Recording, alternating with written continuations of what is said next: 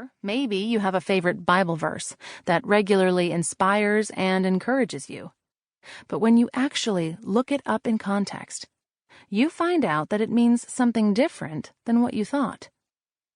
For example, we often quote Romans chapter 8, verse 28 to each other in times of crisis. We know that all things work together for the good of those who love God, who are called according to His purpose. What we mean is something like this. Every cloud has a silver lining, or you can't have a rainbow without a little rain. But when you continue reading in verse 29, you discover that God means something else entirely.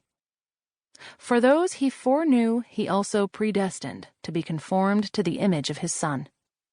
In other words, God's idea of what is good for us is often different from our idea of what would be good for us.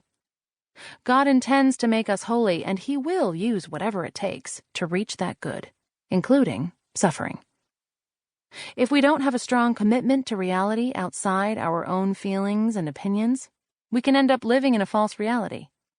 In this reality, whatever we feel or believe to be true becomes truth for us. Applied to decision-making, it's not uncommon to associate discernment with some vague sixth sense, gut-level instinct, or hidden knowledge.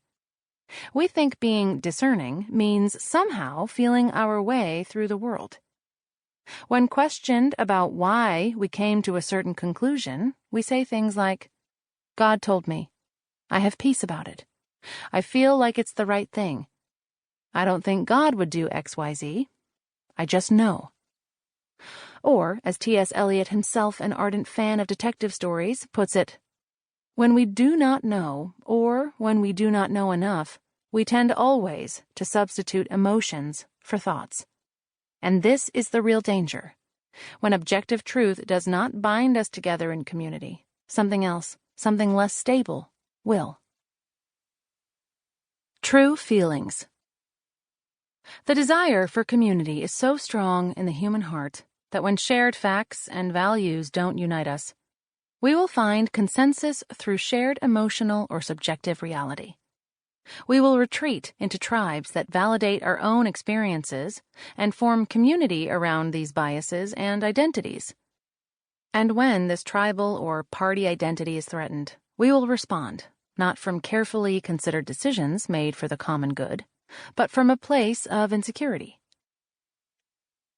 In the world of a mystery novel, this tribalism is the mob beating down the door of an innocent man because, more than anything, they want to satisfy their need to resolve the crime.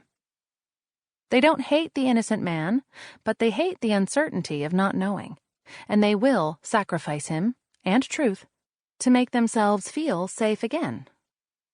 What keeps that man from being hanged is the detective producing evidence that proves his innocence. In much the same way, factual evidence must check our tendency to be swept up in a wave of emotionalism. It's not that emotions are bad. Indeed, they are good gifts from God.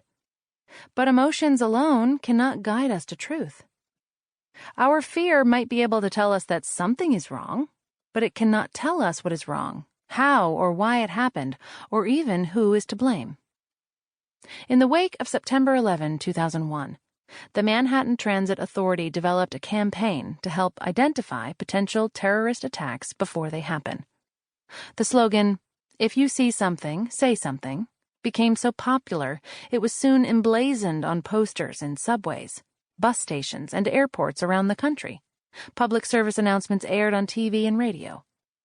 The goal was simply to enlist the public to identify threats to our communities. There's only one problem. The public hasn't been trained to know the difference between what a valid threat is and what isn't. Is a box sitting at a doorstep a bomb? Or did the mailman just deliver a birthday gift from your parents?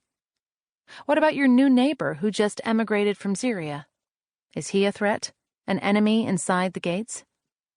Ultimately, the campaign relies on personal discomfort, rooting the decision about what to report within the experience and feelings of the individual. This results in an exceptionally high number of false reports and has the potential to encourage racial and ethnic profiling. It also keeps